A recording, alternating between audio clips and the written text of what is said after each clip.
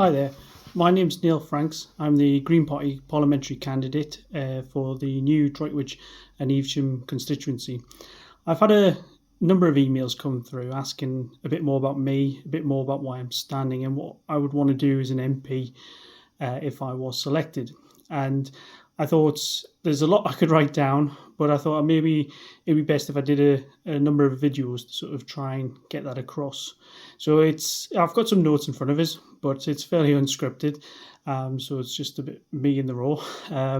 Looking to do sort of 4 videos. One, a little bit about me, my sort of history, experience, and why I'm sort of standing to be the candidate for the general election. The next one would be a bit about what I'd like to see happen with, especially with our towns, and not just our towns, but our villages, and the kind of facilities and public services that I'd like to see develop there. The third one will be more about the NHS, something I'm quite passionate about. I do believe that obviously we should have a fully nationalised public NHS, so I'll do a little bit about that one. And the last one on climate change and why it is extremely important and why we need to get moving on it. So, starting with this one, a bit about me. I grew up in a town called Jarrow, or as we call it, Jarrah. It's in the northeast of England, between Newcastle and Sunderland. Famous for its march, worth looking up if you don't know about it, and Steve Cram, which some of the people of my age will probably know.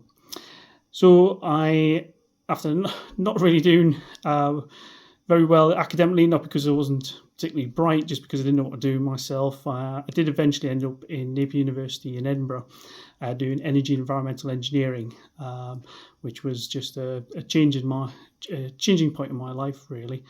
And I studied there and then ended up working there. I met my now wife there, and we loved living in Edinburgh, but eventually we were looking to move. And I'd come down to this part of the world many times with Chris, my wife, and we thought it would be a fantastic place to sort of settle down and look to raise a family. So we came to Droitwich in 2006 and been happy here ever since.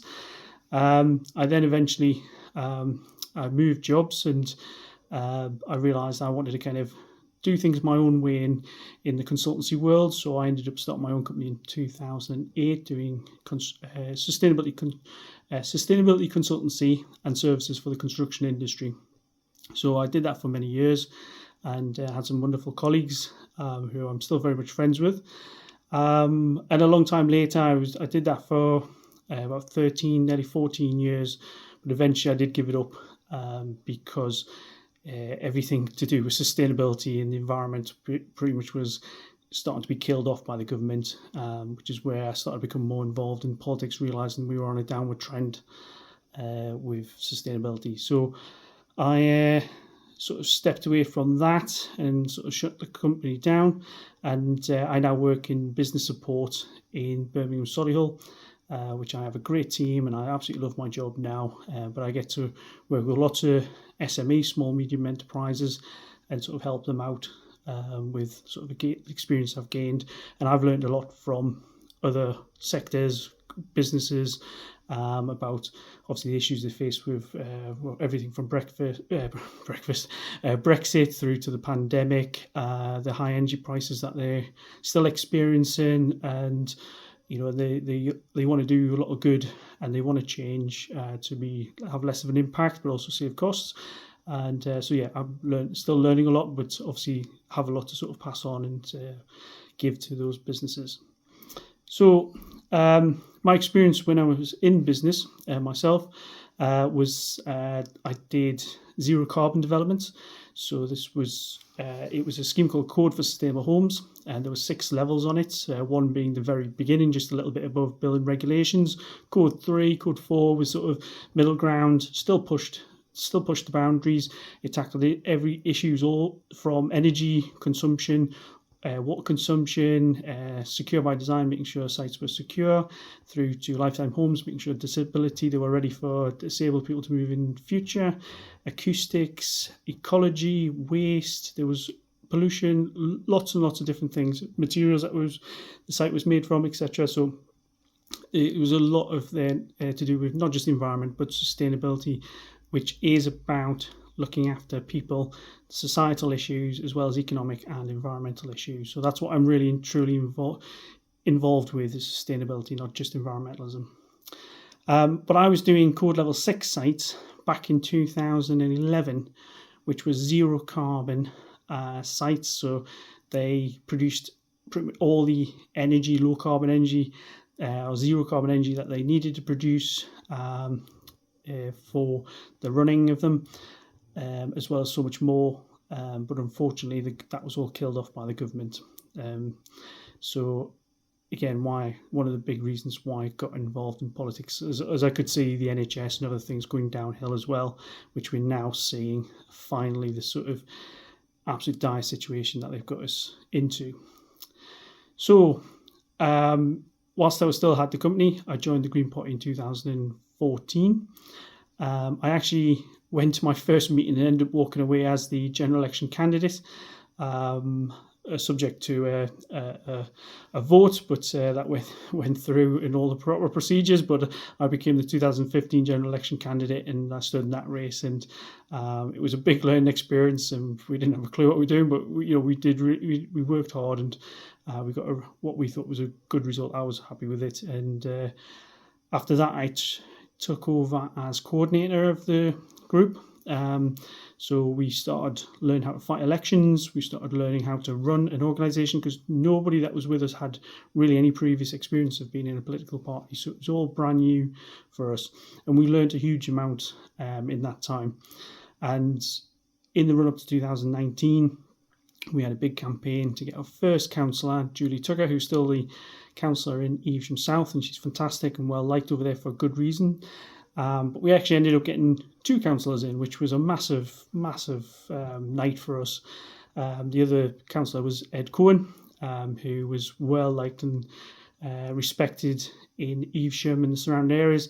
Unfortunately, he did actually win his seat again last year, but he passed away soon afterwards, and since been replaced by Peter Knight, who's doing a great job. I sort of finished being the coordinator in 2019, and I wanted to start up in Droitwich, which was obviously where I lived. But obviously then we were hit by the pandemic, which sort of knocked our campaign back a bit, but we eventually got going. I worked genuinely quite very hard in the area, and especially around Droitwich East. And after a number of years of sort of campaigning and putting out newsletters and helping people tackle issues, I was voted in as the district councillor in 2023 with my Green colleague Nicola Morris. So there's 2 Green councillors in Droitwich East, and we've been having a fantastic time since, and really loving meeting people and again tackling more issues. So yeah, it's been fantastic.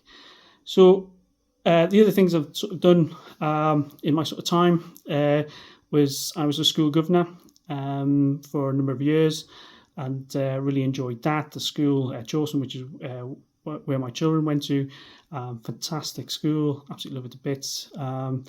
And I was a member of the Fair Trade Group, because I passionately believe in everyone should have a fair time in life and be looked after, and fair trade is a really good way of making sure that sort of products we buy abroad are provided by people who have got fair wages, etc.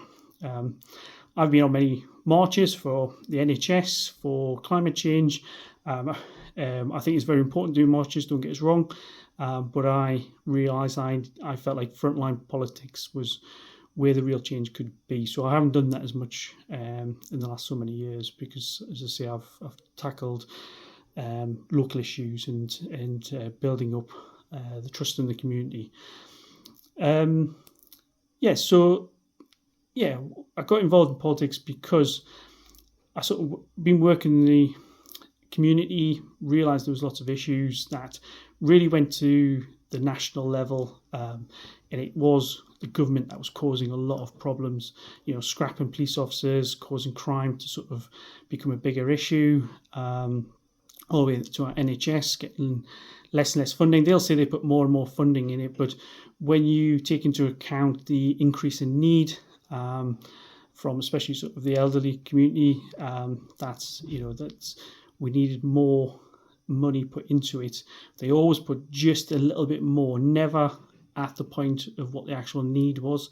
The other thing is the outsourcing that was increasing, so that was tens of billions of pounds literally being pulled out as pure profits for private organisations. They weren't making it any more efficient. But I'll come back to the NHS, get carried away. But yes, there was lots of other issues, and I didn't feel at the time it was sort of UKIP and the Brexit Party, and I certainly didn't feel like they were set up to actually solve any problems. They just seem to blame migrants. And Labour, well, I've come from an area which has always been Labour supporters, and frankly, they've not been great for a long time, and their manifesto is not great. So I do worry with them being in government soon, and that's the most likely sort of what's going to happen after the election. So the Green Party, genuinely, I do honestly believe, have the best manifesto. I'm not just saying that because I'm a member and a supporter. They just care about people. They just want to do good in life. They're not, they don't have their eyes in the clouds, etc. Their heads in the clouds. They're down to earth people. They understand the economics around situations, and they understand what would make a better world. They are not interested in vested interests. They're not wanting people to make money out of sick people or out of making your energy bills higher. They literally just want to make a better world where you're sort of looked after. And their slogan this time around is like real hope, real action, and I really like that because it's exactly what they stand for. They're a very forward-looking party, and I'm really proud to stand for them in this election. And yes, they look at not only the short, the medium, and the long-term solutions. We have a big policy around retrofitting housing, and it's complicated. It's not all ironed out. No one's going to pretend it is. But the payback periods on this, it wouldn't cost anybody, or certainly anyone of a normal-sized house, any sort of money. But you would experience the benefits of it. But the process itself would pay back itself. But it would take maybe 15, possibly even 20 years, depending on energy prices and all sorts of other issues. But that's fine. Why don't we have long-term looking solutions going forwards? And that's the kind of thing I would be fighting for, is in every part of society, everything. I've pledged for many different things with this election, and I would happily fight for each and every one of them, because you improve people's lives. Usually find the outputs from that stack up, not just economically, but they improve people's lives, and that's one of the most important things for me. So I'll leave it there. That's over 13 minutes of me, and I'll move on to the next video, which is going to be looking around the kind of things I like to do in our sort of towns and villages. Okay, thank you. Bye.